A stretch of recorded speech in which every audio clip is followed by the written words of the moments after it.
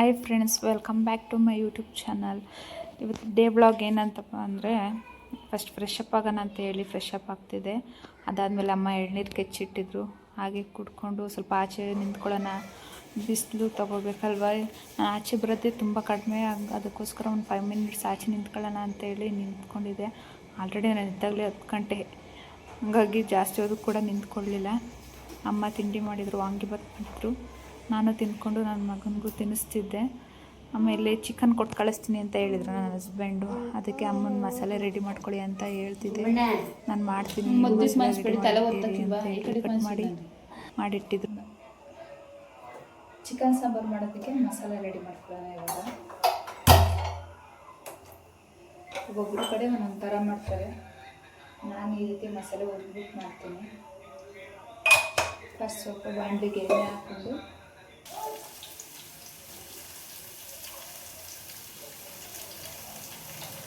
ಬೆಳ್ಳುಳ್ಳಿ, ಶುಂಠಿ, ಹಸಿರು ಮೆಣಸಿನ್ಕಾಯಿ,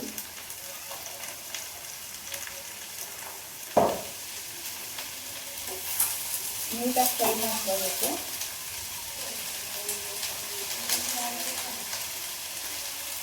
ಸ್ವಲ್ಪ ಸಕ್ಕರೆ ಹಾಕೋಬೇಕು.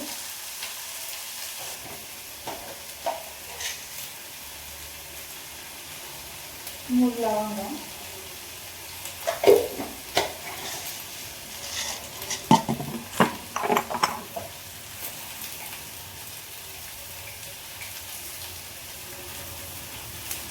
ಎರಡು ಮೆಣಸು, ಸ್ವಲ್ಪ ಗಸಗಸೆ,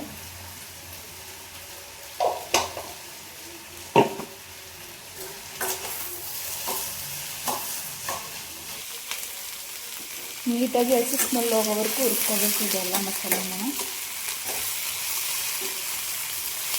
ಅದಾದಮೇಲೆ ಸ್ವಲ್ಪ ಇದರೊಳಗಡೆ ಕೊತ್ತಂಬರಿ ಸೊಪ್ಪು ಹಾಕಿ ಆಫ್ ಮಾಡೋಣ.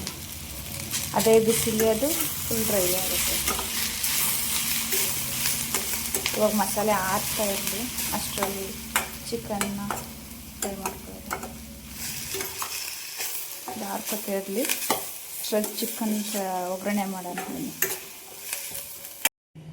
ಸ್ವಲ್ಪ ಎಣ್ಣೆ ಬಿಡೋಣ. ಚಿಕನ್ ತುಂಬ ಜಿಡ್ಡಿರೋದ್ರಿಂದ ಸ್ವಲ್ಪ ಅಷ್ಟು ಎಣ್ಣೆ ಬಿಟ್ಟಿದ್ದೀನಿ ಈರುಳ್ಳಿ ಫ್ರೈ ಆಗೋದಕ್ಕೆ.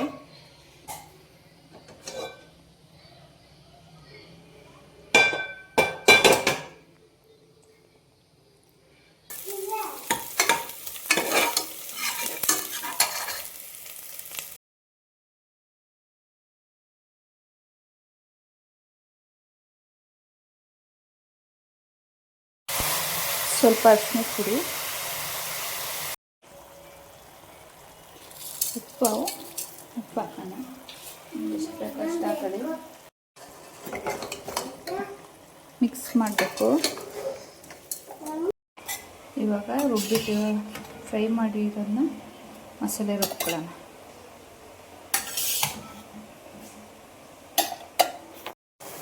ಈ ನೀರೆಲ್ಲ ನೀಟಾಗಿ ಸೀದ್ಮೇಲೆ ಮಸಾಲೆ ಹಾಕೋಣ. ಈ ಕಡೆ ನಾನು ಟೀ ಮಾಡ್ಕೊತಿದ್ದೆ ಕುಡಿಯೋಣ ಅಂತ ಹೇಳಿ. ಹಾಗೆ ನೀರೆಲ್ಲ ಸೀದಿದೆ, ಎಷ್ಟು ಎಣ್ಣೆ ಉಟ್ಕೊಂಡಿದ್ದೆ ನೋಡಿ, ಅದಕ್ಕೆ ಕಡಿಮೆ ಎಣ್ಣೆ ಹಾಕಿದ್ದೆ ನಾನು. ಮಸಾಲೆ ಎಲ್ಲ ಹಾಕೋದ್ರೊಳಗಡೆ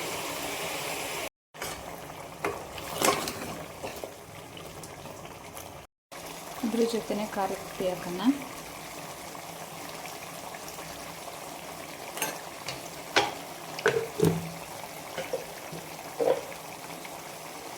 ಸಾಂಬಾರು ಪುಡಿ, ನಾವು ಚಿಕನ್ಗೆ ಅಂತಲೇ ಹೇಳಿ ನಾನ್ ವೆಜ್ಗಿಂತ ಎಕ್ಸ್ಟ್ರಾ ಬಿಡಿಸ್ಕೊತೀನಿ ಸಾಂಬಾರು ಪುಡಿನ. ತರಕಾರಿ ಸಾಂಬಾರಿಗೆ ಹಾಕೋ ಸಾಂಬಾರು ಪುಡಿ ಹಾಕೋದಿಲ್ಲ ಇದಕ್ಕೆ. ನೀಟಾಗಿ ಎಣ್ಣೆ ಬಿಡ್ಕೊತಿದ್ದೆ ಇವಾಗ.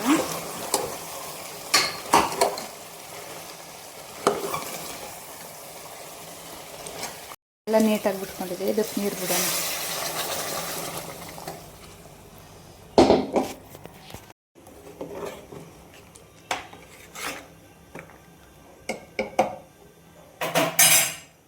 ಇದರೊಳಗಡೆ ಸ್ವಲ್ಪ ಕೊತ್ತಂಬರಿ ಹಾಕ್ಬಿಟ್ಟು ಲಿಡ್ ಕ್ಲೋಸ್ ಮಾಡಿದರೆ, ಇದ್ರ ಮೇಲೆ ಸ್ವಲ್ಪ ಕೊತ್ತಂಬರಿ ಹಾಕಿ ಲಿಡ್ ಕ್ಲೋಸ್ ಮಾಡೋಣ.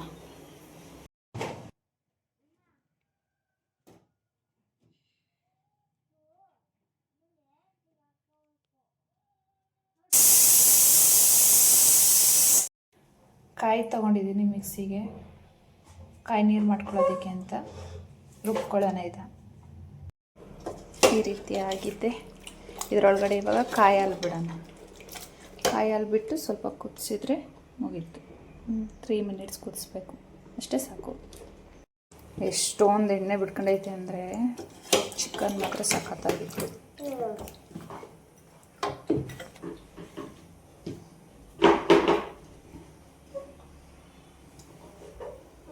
ಕಾಯಿ ನೀರು ಬಿಡ್ತಾಯಿದ್ದೀನಿ. ಜಸ್ಟ್ ಕಾಯಿ ನೀರಷ್ಟೇ ಸೋಸ್ಕೊಂಡು ಬಿಡ್ತಿರೋದು ಇದು ಕಾಯಿ ಹಾಲನ್ನ.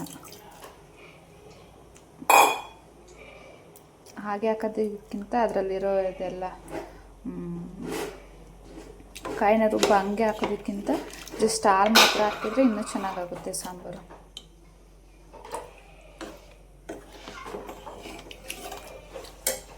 ಮುದ್ದೆ ಮಾಡೋದಕ್ಕಿದ್ದೀನಿ. ಚಿಕನ್ ಸಾಂಬಾರು ಆಗಿದ್ದೆ, ಇವಾಗ ಮುದ್ದೆ ಮಾಡಿದ್ರೆ ರೈಸ್ ಕೂಡ ಆಗಿದೆ.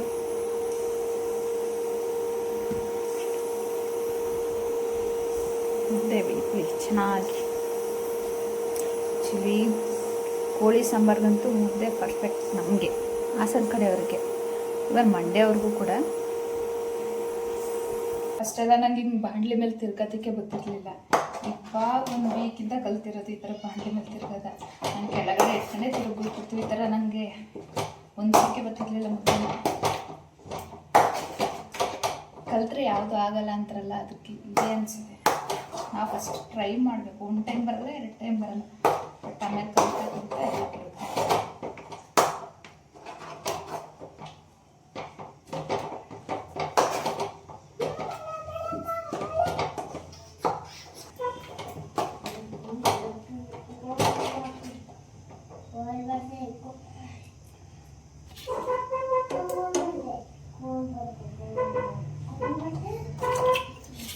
ಸಿಲ್ವರ್ ಪ್ಲೇಟ್ ಯೂಸ್ ಮಾಡ್ತಾಯಿದ್ದೀನಿ. ಅದು ಸ್ಟೀಲ್ ಪ್ಲೇಟ್ಗಿಂತ ಸಿಲ್ವರ್ ಪ್ಲೇಟಲ್ಲಿ ಮುದ್ದೆ ಕಟ್ಟೋದಕ್ಕೇ ಚೆಂದ.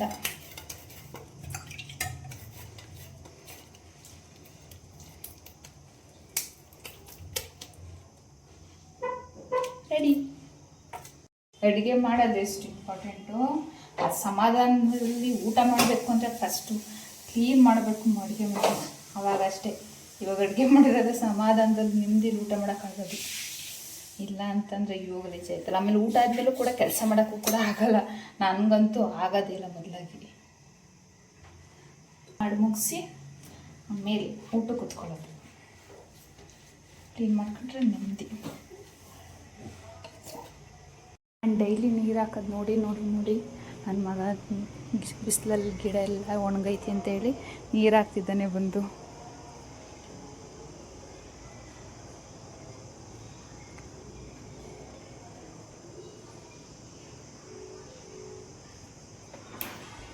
ಆ್ಯಕ್ಚುಲಿ ನನಗೆ ಮೊಟ್ಟೆ ಕೋಳಿ ಸಾಂಬಾರು ಅಂದರೆ ತುಂಬ ಇಷ್ಟ. ನನಗೆ ಬಾಯ್ಲರ್ ಕೋಳಿ ಅಷ್ಟು ಇಷ್ಟ ಆಗೋದಿಲ್ಲ. ಮತ್ತು ನಂಗೆ ಜಾಸ್ತಿ ಪೀಸ್ ಮಟನ್ ಮಾಂಸ ಜಾಸ್ತಿ ಇರಬಾರ್ದು. ನನಗೆ ಸ್ವಲ್ಪ ಅಷ್ಟೇ ಇರಬೇಕು, ಮೂಳೆ ಇರಬೇಕು. ನಂಗೆ ಹಿಂಗೆ ಎಳಿಬೇಕು ತಿನ್ನೋನಾಗ. ಹಾಗಾಗಿ ನಂಗೆ ಮೊಟ್ಟೆ ಕೋಳಿ ಸಾಂಬಾರೇ ಇಷ್ಟ. ಬಾಯ್ಲರ್ ಕೋಳಿ ಇಷ್ಟ ಆಗೋದಿಲ್ಲ ಅಷ್ಟು. ಅದೇನಿದ್ರು ಬಿರಿಯಾನಿಗೆ ಅವ್ರ ಕಬಾಬ್ಗೆ ಅಷ್ಟೇ ಸರಿ ಅದು. ಬನ್ನಿ ಊಟ ಮಾಡೋಣ. ಇವತ್ತಿನ ಬ್ಲಾಗ್ ಇಷ್ಟೇ. ನಿಮಗೆ ಈ ವಿಡಿಯೋ ಇಷ್ಟ ಆಗಿದ್ರೆ ಲೈಕ್ ಮಾಡಿ, ಶೇರ್ ಮಾಡಿ, ಸಬ್ಸ್ಕ್ರೈಬ್ ಆಗಿ. Thank you.